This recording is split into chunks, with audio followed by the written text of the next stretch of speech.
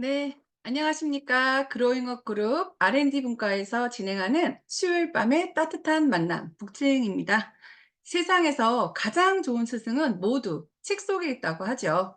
가장 좋은 스승과 가장 멋진 강사님이 만났습니다. 멋진 김미선 강사님을 소개합니다.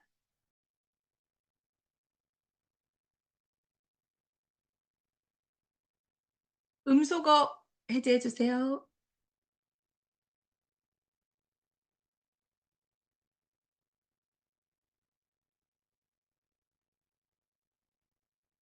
네, 다시 한번 해보세요. 아, 네, 이제 됐습니다. 네. 제가 스스로 음소거를 해제하지 못하게 되어 있더라고요. 네. 감사합니다. 예, 지난주에 이어서 음식이 나다 강의를 진행하게 된 김미선입니다. 지난주에 우리 36페이지까지 봤는데 많이 놀라시더라고요. 2강 하는 줄 알았는데 나머지는 다 언제 하냐며 많이 놀라셨는데, 제가 원래 이 한 권의 책을 강의할 때 2시간 정도를 씁니다. 그래서 우리 트레이닝 때는 우리 78페이지까지를 좀 축약해서 볼 거예요. 뒷부분에 있는 이제 비타민의 종류와 기능, 그리고 이제 각 부분 계통과 관련된 이야기들은 굉장히 양이 방대하기 때문에 우리 차차 팀 내에서 그래서 집에서 한 번 더 꼼꼼하게 읽어보시는 것으로 가늠하고 우리 이어서 우리 37페이지 책 펴고 시작해 보도록 하겠습니다. 네, 우리 지난 시간에 이제 달걀 고르는 법, 식품 라벨 보는 법, 뭐 이렇게 보면서 GMO도 알게 되시고, 되게 많은 정보를 얻으셨죠? 그죠? 그리고 되게 그동안 같은 책을 봤는데 왜 저는 처음 보는 것 같은가요? 뭐 이런 피드백도 들었습니다. 제가 유별나게 그 부분을 찝어서 얘기했다기보다는 좀 알고 나니까 좀 더 새롭게 보이는 부분이 아니었나 싶어요. 지금 이 보고 계시는 37페이지도 마찬가지인 것 같아요. 불규칙하고 부족한 수면이 우리 건강에 나쁘죠. 한 가지 예를 들어볼게요. 먹지 않으면 죽습니다. 그죠? 음, 잠 자지 못해도 죽어요. 그죠? 근데 운동하지 않으면 죽나요? 안 죽습니다. 네, 그래서 운동하는 것보다 수면이 더 중요합니다. 가끔 아침에 운동하고 낮에 일하고 뭐 이렇게 하느라고 잠자는 시간이 늘 부족해요. 이렇게 얘기하시는 분을 제가 보거든요. 그 시간에 차라리 주무세요. 운동하지 마시고. 자, 세 번째 줄을 보시면 성인은 최소 7시간, 그리고 13세에서 18세, 우리 청소년들은 8시간에서 10시간을 자야 돼요. 여러분들의 자녀는 그렇게 자고 있나요? 아니죠? 게임하다가 늦게 자고, TV 보다 늦게 자고, 책 보다가 늦게 자면 참 좋겠지만, 그렇지 않은 것 같습니다. 예, 아이들의 잠자는 시간까지 엄마가 일일이 관여하자니 잔소리 같고, 참 그렇지만, 잠자는 만큼 우리 잘 자야 잘 큰다. 그죠? 잘 먹어야 잘 크는 것처럼 그런 이야기를 우린 듣고 자랐고 아이들에게도 같은 이야기를 해주셔야 될 것 같아요. 20살 넘어서 군대 갈 때 너 혼자 작으면 어떡해. 그죠? 20살 돼갖고 대학교 갔는데 너 혼자 키 조그매갖고 미니스커트 입기 되게 애매하고 그러면 어떡해? 뭐 이렇게 좀 아이들에게 재밌는 이야기로 좀 더 자는 시간을 늘리도록 해주시면 좋을 것 같아요. 6번째 줄에 수면 부족의 원인으로는 불규칙한 생활 습관, 스트레스, 우울증, 운동 부족, 무호흡증, 갱년기 등이 있는데 요즘에는 그것보다 더 많은 이유가 있다. 이런 말씀이고요. 특히나 이제 코골이 등으로 인해서 이제 무호흡증이 생길 경우에 뇌로 올라가는 산소의 양이 현격하게 줄어들어서 심근경색, 뇌졸중, 우리 주무시다가 돌아가시는 분들 계시죠? 이런 분들 굉장히 위험할 수 있기 때문에 잠자는 모습 우리 가족들 좀 건강하게 주무실 수 있도록 베개, 이불, 침실에 뭐 조명 이런 것도 좀 잘 챙겨주시면 좋을 것 같습니다. 뒤에 넘겨서 38페이지 밑에 네모칸 잠을 자면서 우리가 얻을 수 있는 장점 보시면 첫 번째 줄에 동그라미 칠게요. 신체 메커니즘을 회복. 밑에 점에 뇌에서 일어난 여러 가지 노폐물 청소. 그 밑에 간 기능의 활력. 그 밑에 다이어트. 그 밑에 줄에 당뇨병 예방. 옆으로 넘어가서 39페이지에 피부 미용, 면역력 증가. 잠이 이렇게 하는 일이 많습니다. 다시 한번 강조해 드릴게요. 운동을 반드시 해야 되냐, 운동하지 않으면 건강하게 살 수 없냐, 잠을 자지 못하는 게 더 해롭다. 이렇게 좀 이해하시면 되겠습니다. 자, 40페이지 넘어갈게요. 그렇다면 운동은 또 어떻게 해야 되냐? 먹기만 잘한다고, 그죠? 건강하게 먹기만 잘한다고 건강하지 않습니다. 잠을 잘 자야 건강해요. 그리고 운동도 마찬가지로 하셔야 합니다. 먹고 하루 종일 누워있으면 그게 사람인가요? 아니죠? 인간답게 살기 위해서, 최대한 활력 있게 살기 위해서 운동도 좀 하셔야 되는데, 어떻게 해야 되냐, 여기에 대한 얘기고요. 40페이지 맨 밑에서 두 번째 줄 끝에 보시면 적당한 운동은 근력과 체력을 향상시키는 데 포커스를 맞춰야 한다. 실제로 운동할 때와 운동을 안 할 때 면역력에서 현격한 차이를 보이시는 분들 굉장히 많습니다. 여러분들도 아마 지금 다이어트 챌린지 하면서 느끼고 계실 거예요. 운동을 할 때 우리 몸에 들어오는 산소 유입량, 그리고 에너지 발생, 생체 기초 대사량 등등의 이제 여러 가지 변화가 생기면서 몸에 근력도 생기고 순환계도 더욱더 원활하게 움직이게 되죠. 41페이지에 세 번째 단락의 가운데쯤 보시면 그래서라고 나와 있는 부분이 있습니다. 세 번째 단락의 다섯 번째 줄이네요. 그래서 근육을 만들려면 단백질을 필수적으로 보충해야 된다.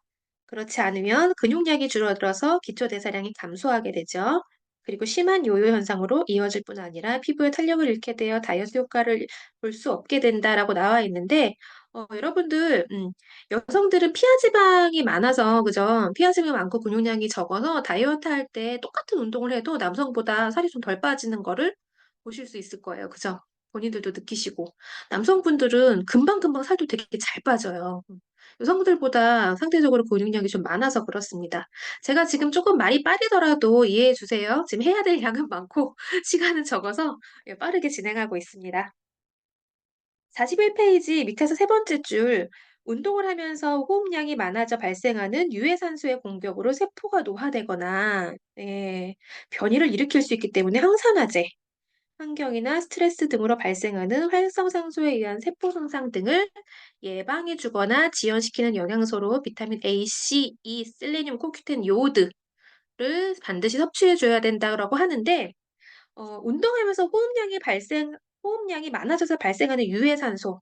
예, 이게 핵심인 거죠. 우리 그냥, 유명한 운동선수들을 좀 떠올려 볼게요. 어, 아실지 모르겠는데, 손흥민 선수의 아버님, 손흥정 감독님, 얼굴 아시는 분 계세요? 햇빛을 많이 보아서 그럴 수도 있겠지만, 아버님이 그 손흥민 선수의 나이와 아버님의 나이를 비교해 봤을 때 굉장히 좀 나이 들어 보이세요. 그죠? 특히나 야외 운동을 하시는 운동선수들 피부 굉장히 안 좋고 나이 들어 보이시는 분들 많습니다. 축구 선수, 야구 선수, 좀 이렇게 야외 경기 하시는 분들 좀 또 많이 뛰시는 분들 특히나.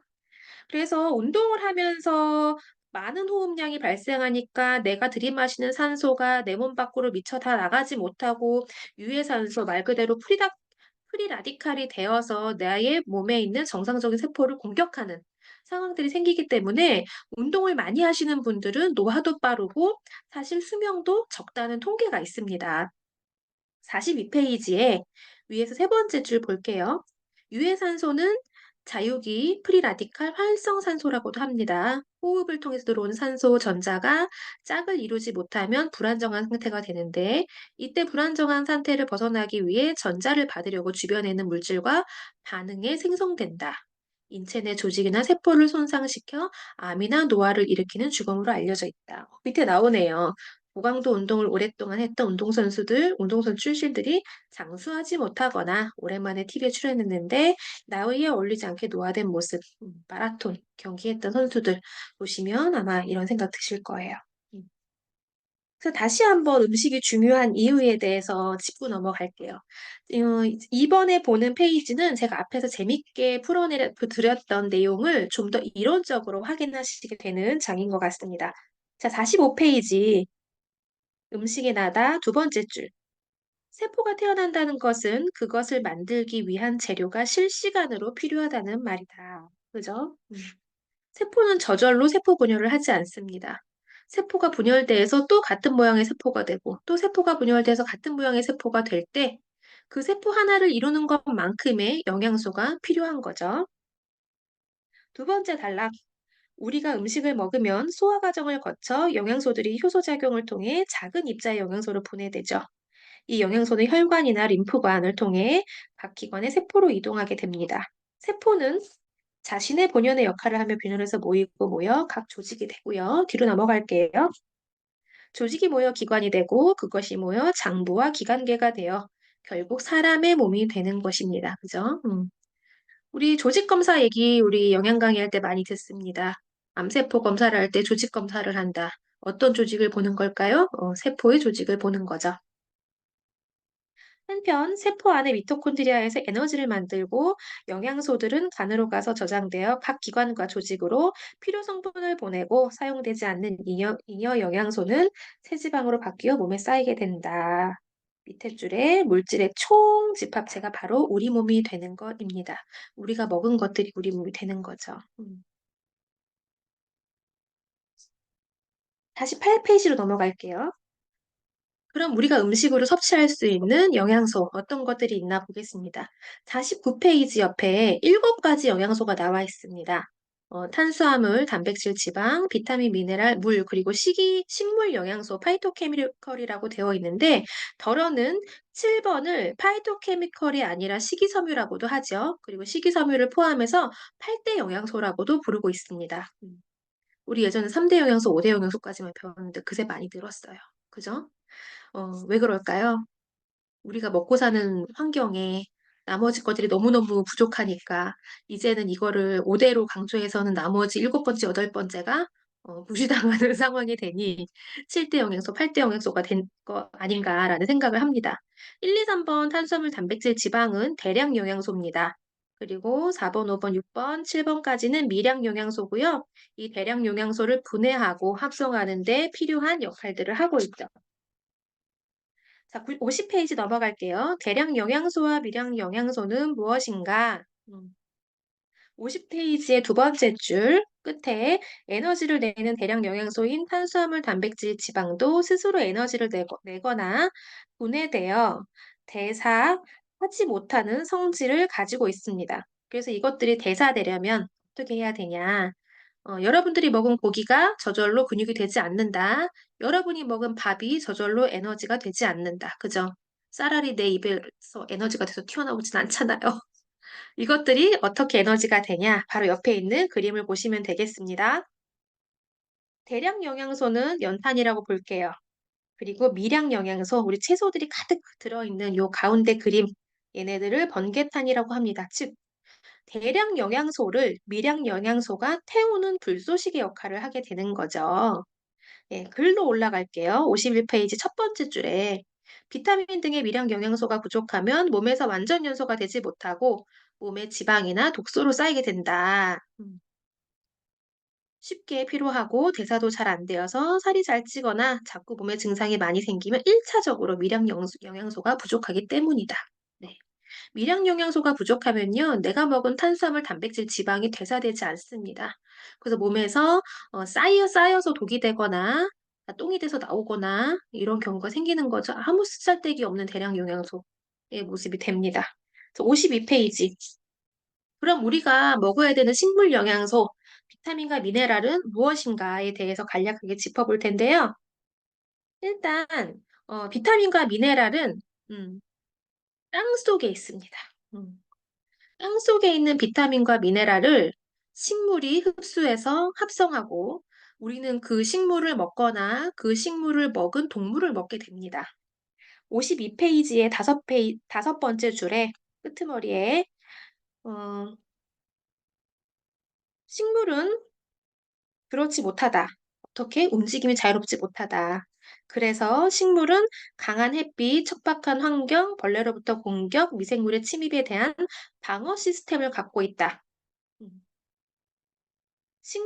밑에 줄에 식물이 항산화를 하는 방어 물질, 즉 식물이 가지고 있는 방어 시스템이 식물 영양소 파이토케미칼이 된다. 53페이지에 그림 보겠습니다. 각종 미네랄은 땅속에 있어요. 그리고 나무가 이것을 흡수해서 자신을 보호하는 물질을 색으로 표현하고 각종 식물 영양소, 비타민과 미네랄로 합성해내고 있습니다. 그림 바로 밑에 첫 번째 줄에 우리 몸이 호흡을 통해 들어오는 유해산소와 결합해 늙거나 상하고 변질되는 형상을 산화작용이라고 해요. 산화작용은 말 그대로 산화됐다, 산패됐다. 우리 이런 말 쓰잖아요. 우리 몸이 병들고 녹슬어 가는 것을 산화됐다고 합니다. 그죠? 철이 산화부식되었다. 뭐 이런 말, 그래서 녹슬었다. 이런 말 들어보시잖아요. 같은 말입니다. 우리 몸도 녹슬고 병듭니다. 세 번째 줄에 그런 현상을 막아주는 방어작용, 비타민 A, C, E, 셀레늄, 코큐텐, 글루타치온, 요오드 등이 항산화를 돕는 대표적인 영양소로 꼽히죠. 그런데 여기서 글루타치온은 한번 짚고 넘어갈게요. 메모하셔도 좋습니다. 글루타치온은 지금 작년, 재작년까지 시중에서 선풍적인 인기를 끌었던 건강기능식품의 한 부분이었어요. 너도 나도 면역의 글루타치온, 너도 나도 노화 방지의 글루타치온, 글루타치온 제품이 그렇게 많이 나오더라고요. 이것도 또 시즌이에요. 올해는 좀 잠잠한 것 같아요. 많이 안 보이더라고요. 자, 이 글루타치온이 뭐냐? 항산화 성분은 맞아요. 엄청나게 좋은 항산화 성분입니다. 하지만 이 글루타치온은 세 가지의 아미노산, 즉 이 단백질이 분해됐을 때 나오는 아미노산이 세 가지가 글루탐산, 시스테인, 뭐 글리신 이런 세 가지가 함께 합성해서 생기는 펩타이드의 일종이에요. 좀 말이 어렵지만 결론적으로는 뭐냐면 내가 먹은 단백질이 간에 가서 저절로 생기는 게 글루타치온이거든요. 그래서 저는 시중에 글루타치온 제품이 너무너무 많이 나올 때 세상에 간이 건강해지면 되는 일을 글루타치온을 제품으로 먹으면, 상품으로, 뭐 영양제로 먹으면, 그러면 글루타치온은 아미노산의 형태니까 다시 내 위가, 내 뇌가, 아, 단백질을 먹었구나라고 이해를 할 텐데, 라는 생각이 들더라고요. 글루타치온을 별도로 먹는 것보단 내 간을 먼저 건강하게 하는 게 우선이지 않겠나 합니다. 자, 이제 쭉쭉 넘어갈게요. 자, 57페이지 그림 한번 보겠습니다. 우리 몸의 영양소, 지금 말씀드린 대량 영양소, 이 대량 영양소 세 가지에 대해서 좀 더 짚어볼 텐데요. 일단 탄수화물 볼게요. 탄수화물. 탄수화물은 에너지 발생 외에 그다지 하는 일이 없습니다. 그죠? 단백질도 에너지 발생을 시키고 지방도 에너지 발생을 시키는데 탄수화물은 딱 에너지 발생 말고 뭐가 없네요. 자, 단백질은 우리 몸의 구성 물질이고 미네랄과 합성해서 뭔가 또 만들어내고 뭐 이렇게 하는 일이 많아요. 지방도 우리 몸의 구성 물질이고 또 이것도 뭐 미네랄과 뭐 합성해서 뭐도 만들고 여러 가지 일이 있는데 탄수화물 딱히 하는 일이 없다. 이게 뭔가 좀 짚어보겠습니다. 58페이지. 첫 번째 줄에 나오네요. 첫 번째 줄에 탄수화물은 에너지를 만들어내는 것 외에 특별히 하는 일이 없다. 하지만 밑에 줄에 내려가시면 그렇다고 안 먹어도 된다는 얘기는 아닙니다. 다이어트 하실 때 극단적으로 탄수화물 줄이시면 안 돼요. 몸의 에너지원이 정기적으로 흡수되지 않으면, 필요량만큼 흡수되지 않으면 우리의 기초 대사량이 떨어질 수 있겠죠. 과다 섭취 시 중성지방으로 체지방이 일어나는 원인이 되기도 하고요. 그런데 탄수화물이 부족하면 단백질과 지방이 탄수화물 대신 에너지로 사용되기도 합니다. 탄수화물이 이렇다는 거예요. 그 단백질 밑에 단백질은 몸을 구성하는 주요 성분, 각종 비타민, 미네랄 등과 연합해 우리 몸의 기능을 원활하게 조절하는 중요한 영양소. 그죠? 밑에 줄에 세 번째 단락 지방에는 포화지방과 불포화지방산이 있다 정도만 이해하시면 될 것 같아요. 자세한 얘기는 뒤에서 보겠습니다. 59페이지의 그림도 볼게요. 우리 수용성, 지용성 이런 말은 들어보셨을 거예요. 지용성 비타민, 수용성 비타민 이렇게 들어보셨죠? 비타민 C는 수용성입니다. 대표적인 우리 비타민 C. 하는 일이 너무너무 많은 비타민 C. 뒤에서 책에서 보시게 될 거예요.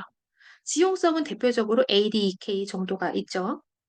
자, 수용성 비타민은요. 포동단 단백질, 미네랄, 수용성 비타민은 소장을 타고 모세혈관을 타고 간 문맥을 지나 간을 통해 간정맥을 통해 심장으로 우리 심장에서 다시 우리 몸의 곳곳으로 뿜어져 이동을 합니다. 밑에 지방산 글리세롤 비타민, 지용성 비타민 등은 소장에 있는 암주관을 타고 림프관을 통해 가슴관을 통해 정맥을 통해 심장으로 가요. 어쨌든 심장으로 다 모여서 우리 몸 곳으로 이동을 하게 됩니다. 다만 이동하는 경로가 다르다는 거 그냥 이해하시면 될 것 같아요. 자, 60페이지 탄수화물의 대사 과정과 역할, 우리 대량 영양소 중심으로 좀 보겠습니다. 탄수화물의 대사 과정과 역할, 61페이지 첫 번째 줄, 탄수화물은 우리 몸에서 에너지를 내는데 가장 중요하고 많이 사용됩니다.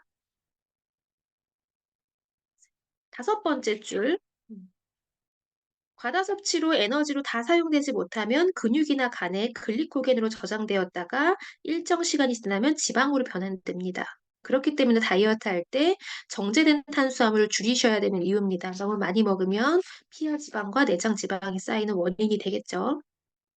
이것이 바로 중성지방이라고 합니다. 탄수화물에 속하는 영양소 중에 두 번째 단락에 식이섬유가 있습니다.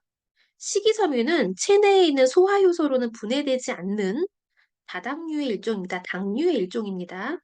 당도, 포도당도 탄수화물. 예, 당류는 다 탄수화물에 속합니다.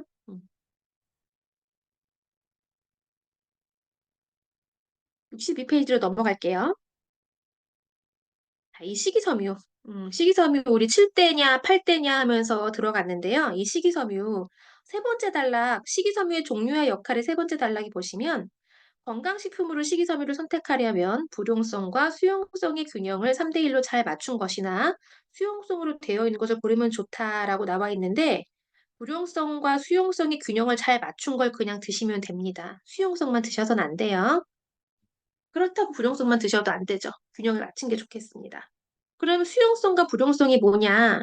고구마, 그죠? 고구마, 바나나, 이렇게 뭔가 내가 먹는 음식물 안에 심지, 줄기, 좀 뻣뻣하고 꺼끌거리는 것들, 요런 것들이 불용성, 즉 잘 녹지 않는 거, 잘 소화되지 않는 거, 이런 것들 불용성 식이섬유다 생각하시면 되고요. 수용성 식이섬유는 해초류에 많이 있습니다. 미역에서 나오는 점액질, 미역의 그 줄기도 아닌 것이 이파리도 아닌 것이 우리 미역 있잖아요. 미역 줄기 빼고 옆에 이파리 같은 그거. 수용성 식이섬유입니다. 옆에 53페이지에 표로 나와 있는데요. 가운데 그림, 그 구름 모양, 아래에 있는 구름 모양 보시면 하루에 20g에서 25g의 식이섬유의 권장량, 불용성 3, 수용성 1이 이상적인 비율이다. 나와 있고요. 밑에 작은 글씨로 프로바이오틱스의 먹이로 중요하다라고 나와 있습니다. 식이섬유는 그 자체로 장벽에 쌓인 찌꺼기를 내보내거나 중금속, 독성 물질들을 장에서 밀어내는 역할, 그 다음에 콜레스테롤이 담즙을 통해서 이제 생성되는데 이 담즙을 흡착해서 배출하는 역할까지 하기 때문에 혈중 내 콜레스테롤을 막아주는 역할도 하거든요. 그런데 심지어는 장내 유익균, 프로바이오틱스의 먹이까지 되기 때문에 굉장히 중요합니다. 프로바이오틱스에 대한 얘기가 63페이지에 이어서 나오고 있습니다. 밑에서 네 번째 줄, 우리 몸에는 세포수보다 훨씬 많은 세균이 살고 있어요. 인체를 또 하나의 우주라고 하는 이유가 바로 이거예요. 우리 세포보다 많은 세균이 살고 있습니다. 어떤 세균? 유익균, 유해균, 중강균. 되게 많은 균들이 살고 있어요. 어디에 살고 있을까요? 두 번째 줄에 피부, 입, 위, 소장, 대장에 살고 있죠. 즉, 입에서부터 항문까지 이어지는 내 몸의 소화와 배설 기관에서 다양하게 살고 있습니다. 자, 63페이지에 맨 밑에 줄에 엄마의 뱃속에 있는 태아에게도 세균이 없다. 그죠? 그런데 엄마가 아기를 출산할 때 산도를 통해 아기가 나오면서 엄마의 몸에 있던 세균들이 옮겨가게 되고 모유 수유를 하면서도 장내 세균이 전해진다. 결국 아기는 태어나면서 엄마가 가지고 있는 장내 세균을 그대로 받아 평생 살아간다라고 되어 있는데요. 이 아기가 엄마의 몸에 있는 유익균을 가지고 태어났을 때 아기들이 훨씬 더 건강하게 자랄 수 있거든요. 이 부분에 대해서는 저희가 북트레이닝에서는 배우지 않지만, 하지 않지만, 경피도 아토피라는 책에 굉장히 자세하게 나와 있어요. 그래서 이 엄마가 유익균을 섭취하는 것이 아이의 면역력과 피부 건강에 얼마나 좋은지 좀 확인하실 수 있으니까 그것도 한번 참고해 주시면 좋겠습니다. 자, 64페이지 밑에서 다섯 번째 줄, 여섯 번째 줄이네요. 어떤 균주가 그럼 좋을까요? 프로바이오틱스 먹어야 된다는 알겠는데 어떤 균주가 좋으냐? 저희가 이 수백 가지의 이 균주 이름을 다 알 수는 없어요. 그래서 가장 좋은 균주를 개발해서 특허를 가지고 있는 회사를 좀 알면 좋을 것 같아요. 우리나라에도 유산균 균주는 있죠. 김치 유산균. 알맹이가 톡톡 터지는 냉장고 광고 속에서 유산균이 번식을 한다며 희한한 광고가 나온 적이 있어요. 그죠? 된장 안에도 유산균이 있습니다. 이렇게 식품을 통해서 그 자체에 발효되면서 생기는 균들은 1차, 1세대 유산균이고요. 2세대 유산균 정도가 캡슐에 타서 이제 대장으로 흘러간다는 그 친구들, 냉장 유통된다는 그 친구들이고요. 3세대 유산균은 특별한 장치가 없어도 내 입에서부터 항문까지 건강하게 살아서 움직이는 음, 말 그대로 사균이 될 확률보다 번식할 수 있는 확률이 더 높은 균들을 3세대 유산균이라고 하는데 이 3세대 유산균을 어, 만들어내고 특허를 가지고 있는 회사들이 대표적으로 다니스코, 크리스찬 한센, 로셀이라고 하는데 그중에 최고는 크리스찬 한센입니다. 크리스찬 한센에 동그라미 쳐놓으세요. 자, 85페이지에 세 번째 단락. 프로바이오틱스만 들어있는 것이 아니라 프로바이오틱스가 장에 도달한 후 증식할 수 있는 유산균의 먹이 프리바이오틱스, 프로가 아닙니다. 프리바이오틱스가 함께 첨가되어 있는지 봐야 되는데요. 프리바이오틱스가 뭐냐? 바로 프로바이오틱스 유산균들의 먹이입니다. 근데 어떤 거냐면 앞에서 제가 말씀드렸듯이 식이섬유 밑에 줄에 식이섬유이기도 하고요. 그 옆에 프락토 올리고당이기도 하고요. 이눌린도 가능합니다. 그런데 프락토 올리고당은 제가 앞서의 지난 시간에 말씀드렸듯이 올리고당에 그냥 올리고당의 형태로 들어있는 경우가 굉장히 많아요. 올리고당 싸고 양 많아서 뭐로 만든다고 했죠? 예, GMO 옥수수를 만든다고 했죠? 그래서 유산균이 먹는 먹이가 기왕이면 GMO 옥수수로 만든 올리고당인 것보다 식이섬유, 건강한 식이섬유이거나 아니면 복합 다당체인 이눌린, 식물의 뿌리에서 추출한 이눌린이라는 당이었을 때 더 건강할 수 있습니다. 그래서 식이섬유, 이눌린이 프리바이오틱스의 대표다라고 기억하시면 되겠어요. 자, 65페이지. 맨 밑에 줄에 유산균은 장누수 증후군 개선에도 도움을 줍니다. 장누수 증후군은 뭐죠? 음, 장에서 물이 새나요? 그럼 복막염으로 죽습니다. 아니라 장은 노폐물을 내보내는 기관인데 내보내는 게 아니라 다시 역류해서 흡수가 되면 그게 장누수거든요. 근데 느슨한 장벽 조직으로 이제 뱃속에 있는 장 속에 있는 나쁜 균들, 찌꺼기들이 다시 역주행해서 체내에 유입되는 걸 장누수 증후군이라고 해요. 그리고 그 위에 칸디다균 있습니다. 칸디다균 많이 들어보시지 않았나요? 여성분들은 좀 아실 텐데. 질염 걸리면 우리 칸디다균 감염됐다 이런 말 하잖아요. 칸디다균은 일종의 곰팡이균인데 얘도 프로바이오틱스가 잡아낼 수 있습니다. 그런데 제가 아까 전에 프로바이오틱스는 어디 산다고 그랬죠? 입에서부터 항문까지. 근데 질염을 발생시키는 칸디다균을 유산균이 어떻게 잡을까요? 상상에 맡기겠습니다. 그렇기 때문에 여기서 제가 하고 싶은 말은 시중에 질유산균이라는 제품들이 많이 나와요. 그래서 이렇게 질염이나 이제 방광염 이런 거 있으신 분들이 이제 여성 유산균, 질유산균 해갖고 그런 거 이제 해갖고 많이 구입하시는데 실제로 질에는 유산균이 살지 않아요. 음, 다 묻어가기를 원하는 정도? 기 때문에 결국 소비자를 우롱하고 기만하는 것밖에 되지 않는다. 그저 장이 건강한 3세대 유산균을 섭취하는 게 가장 좋을 뿐, 질 유산균이라는 건 없다라고 생각하시면 더 좋을 것 같습니다. 자, 66페이지 두 번째 단락에 제가 아까 유해균, 유익균, 중간균 있다고 했는데요. 그 중에 유해균, 즉 나쁜 균이 우세에 있으면 비타민 등의 영양소를 흡수하는 데 방해를 받게 돼요. 이 유해균들을 증식시키는 게 뭘까요? 제가 첫 번째 시간에 먹지 말라고, 굳이 먹지 말라고 했던 그 5가지들.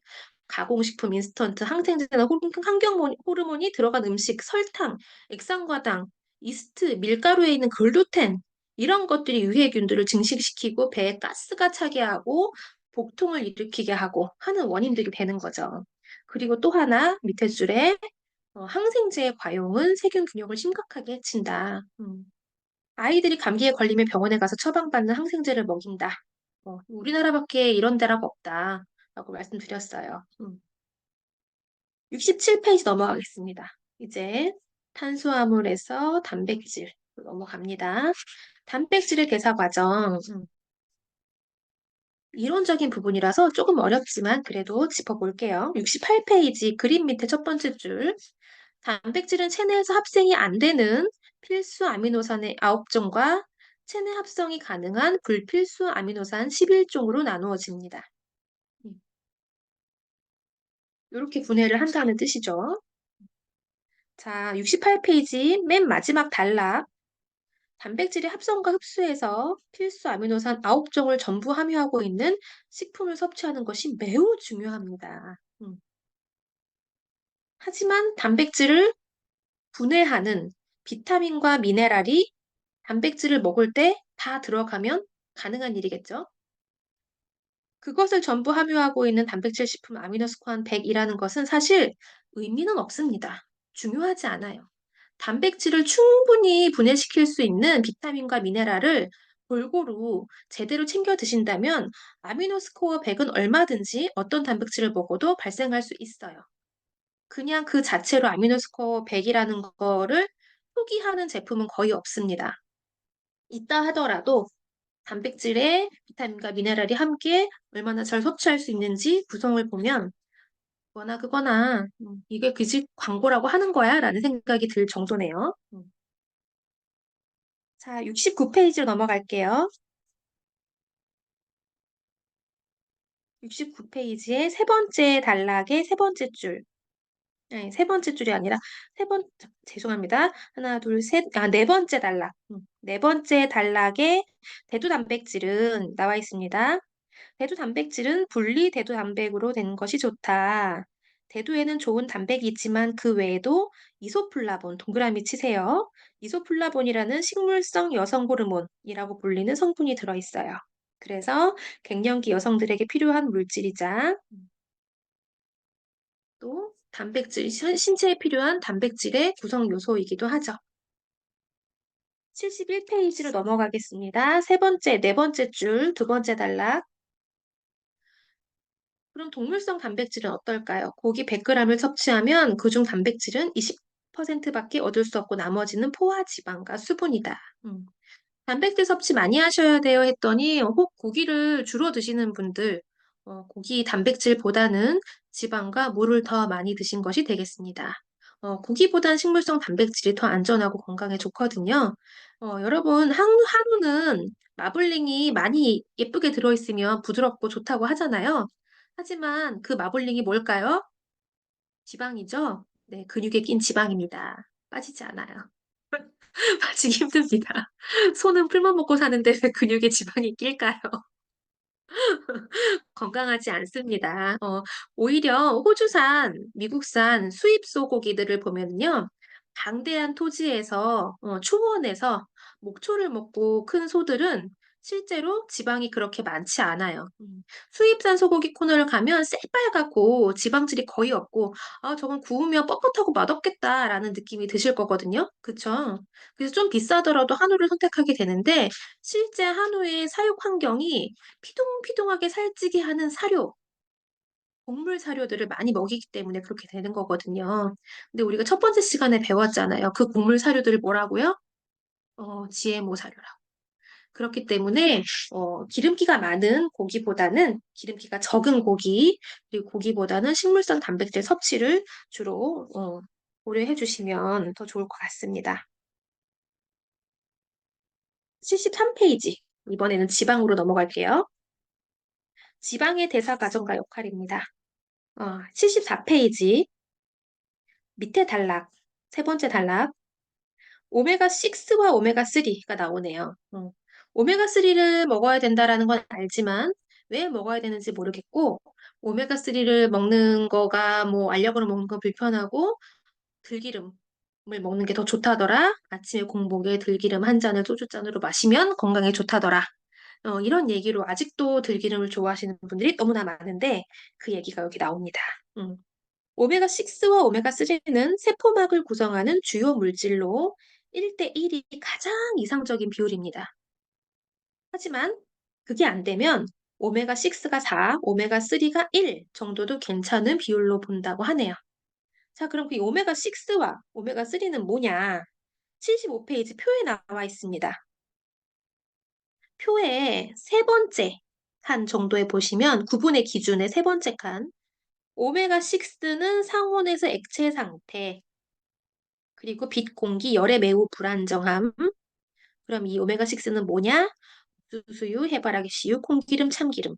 음, 이런 것들이 있습니다. 얘네들은 낮은 온도에서 단시간에 가열해야 돼요. 그런데 여러분 식용유를 엄청 많이 두르고 부침개는 튀기듯이 구워 먹어야 맛있다며 자글자글 튀겨 드시면 엄청나게 많은 오메가6를 드시게 되는 거죠. 근데 사실 우리가 식용유로 뭘 많이 조리를 하지 않는다고 하더라도 일상생활에 너무나 많은 오메가3를 먹게 되는데 어묵도 그렇고요. 뭐 치킨 이런 건 뭐 말할 것도 없고 그리고 식물성 경화유지 유 이런 것들, 과자 안에 들어있는 것들 다 같은 형태입니다. 이렇기 때문에 우리는 오메가6를 너무 많이 먹어서 오메가6의 1대1 내지는 4대1도 안 되는, 4대1도 안 되는 오메가3 섭취 때문에 우리 몸의 여기저기가 혈관계가 고장이 나게 되는 거거든요. 그래서 오메가3 밑에 보시면 상온에서 액체 상태이고 빛과 공기 열에 매우 불안정한 것 같지만 어디에 들어있나요? 들기름, 생선기름에 들어있죠. 그리고 얘는 낮은 온도라도 가열 금지라고 나와 있는데 그럼 날생선을 먹어야 되나요? 이 생각이 드시죠? 그렇기 때문에 우리가 생선에 있는 오메가3를 먹으려면 날생선을 먹어야 되는데 날생선을 사용 없이 먹을 수 없으니 어쨌든 또 오메가6를 넣고 구워 먹거나, 그릴에 구워 먹거나 이런 상황이 되는데, 기왕이면 온도도 높으면 안 된다고 하니 정제된 오메가3를 먹는 게 안전하고 좋겠죠. 그러면 제가 말씀드린 들기름, 이게 뭐냐? 생선기름 대신 그 들기름 먹으면 되는 거 아니냐라고 따지시면 뒤에 있는 76페이지에 나와 있습니다. 세 번째 단락에 오메가3가 많이 들어있는 들기름을 엄청 먹어야 하는가? 대놓고 나와 있네요. 음. 아니면 등푸른 생선을 몇 끼니 받아 엄청 먹어야 하는가? 들기름, 견과류, 아무씨에 들어있는 식물성 오메가3는 우리 몸에 필요한 EPA와 DHA가 없습니다. 예. 알파 리놀렌산을 먹으면 우리 몸에서 EPA와 DHA로 전환되어야 되는데 그 비율이 개인마다 다릅니다. 성인은 8%, 어린이는 3에서 5%. 먹으나 마나한 양이 되는 거죠. 그렇기 때문에 같은 오메가3여도 식물성 오메가3보다는 생선에서 추출한 오메가3를 드시는 게 좋고요. 어떤 걸 드시냐? 77페이지에 세 번째 단락에 제대로 된 오메가3는 자연이 잘 보존되어 있고 영양이 풍부한 바다에 사는 연어나 푸른 생선을 엄선한 후 공기 접촉을 최소화한 진공 상태에서 제조되어야 되고요. 여기에 산화를 방지하는 천연형의 비타민 E가 함께 들어 있어야 합니다. 방부제가 들어있으면 안 되겠죠? 밑에 줄에 생태계 최상위 포식자인 물개, 물범, 상어 등은 선택에서 제외해야 합니다. 왜냐하면 덩치가 큰 녀석들인 만큼 먹는 양도 많고요. 바다는 이미 오염되어 있습니다. 이 녀석들한테서 기름을 짜내려면요. 높은 열과 높은 압력을 가해야 돼요. 덩치가 크니까요. 그런데 작은 생선이라고 생각해 보세요. 작은 생선은 열이 낮아도 되고 압력이 높지 않아도 되죠. 그래서 많은 열을 가하지 않은 상태에서 건강한 오메가3 추출이 가능합니다. 시중에 RTG 오메가니, 초임계 오메가니, 어, 혹시 네가 파는 오메가3는 초임계니, RTG니 이렇게 물어보시는 분들이 있다면 그것은 그저 정제 공법일 뿐. 특히나 RTG 오메가는 정제 과정이 고순도이고 천연성이 높고 그다음 생체 유용률이 높은 거로 유명해요. 그런데 사실 이 RTG 오메가도 어떤 회사에서 어떤 과정을 거쳐서 RTG 오메가 추출을 적용하느냐에 따라 다르기 때문에 여기에서도 꼭 RTG 오메가가 맞다, 좋다라고 말씀을 드릴 수 없다라는 점 기억하시면 좋겠습니다. 78페이지 이제 거의 끝나갑니다. 10분 초과했네요. 78페이지 맨 뒤에 마지막 단락에 2022년을 휩쓸었던 크릴 오일. 지금도 크릴 오일을 드시고 계시거나 구입하시는 분은 없겠죠. 크릴 오일 제품은 건강식품이 아닙니다. 이미 식약처에서도 크릴 오일은 그냥 새우 기름일 뿐 건강기능식품이 아니고 그냥 식품이라는 것을 확인한 바가 있죠. 이렇게 우리는 어떤 오일, 바다에서 나는 어떤 오일을 먹을 건가에서도 좀 더 심혈을 기울여 주셨으면 좋겠고요. 79페이지 비타민의 종류와 기능은 앞서 말씀드렸듯이 집에서 혹은 팀과 함께 더 공부를 해보시는 것으로 하겠습니다. 마지막으로 149페이지로 확 넘어가 볼게요. 자, 이렇게 제가 2주에 걸쳐서 음식이 어떻게 우리 몸에 쓰이는가, 어떤 음식을 먹어야 되는가에 대해서 말씀을 드렸는데요. 이렇게 하다 보면 정말 먹어야 될 음식이 하나도 없다. 그 많은 걸 다 가려서 어떻게 먹고 사냐라고 하실 수 있겠어요. 그렇기 때문에 우리는 대량 영양소는 어찌어찌 조심조심 식단에서 먹지만 미량 영양소는 이 149페이지 세 번째 밑에서 세 번째 줄 가장 쉽게 비용을 절감하면서 영양의 균형을 맞출 수 있는 방법으로 건강기능성 식품을 권하고 있습니다. 그리고 뒤에 넘어가 볼게요. 150페이지 두 번째 단락. 의사들이 건강기능식품을 먹지 말라고 권고하는 이유는 사실 십수년간 의학을 공부하면서도 영양학을 배울 시간이 거의 없기 때문이다. 어, 한국은 아직까지도 영양학은 영양사가 배우는 것이고요. 의대에서도 영양학은 교양 선택입니다. 안 들으면 모르는 거예요. 배우지 않으면. 기초 지식 정도는 갖고 계시겠죠. 그렇기 때문에 이 건강기능식품의 선택 기준 이런 거 어떤 걸 먹어야 되는지는 사실 의사에게 자문을 구하기보다는 건강기능식품을 연구하고 안내하고 계시는 분들을 찾아서 특히 저 같은 사람을 만나서 상담하시면 더 좋겠습니다. 자, 다음 시간에는 이렇게 먹는 음식이 아니라 이제는 몸에서 빼는 독소에 대한 얘기를 할 거예요. 먹는 거를 어떻게 할 수 없는 세상이라면 기왕이면 맛있게 먹고 제대로 빼내면 더 좋겠죠. 그래서 다음 시간에는 빼는 방법 알려드릴 테니까요. 우리 Why Clean, How Clean이라는 책 준비해서 다음 주에 다시 뵙도록 하겠습니다. 이상 오늘의 강의 마치겠습니다. 네, 정말 멋진 강의 해주신 김미성 강사님 다시 한번 감사드립니다. 네, 시간이 조금 늦었지만요. 오늘 한 내용 이렇게 머릿속에 푹 맴돌 때 다시 한번 읽어보시고 주무시는 것도 좋을 것 같습니다. 좋은 밤 되십시오. 북 트레이닝 종료하겠습니다.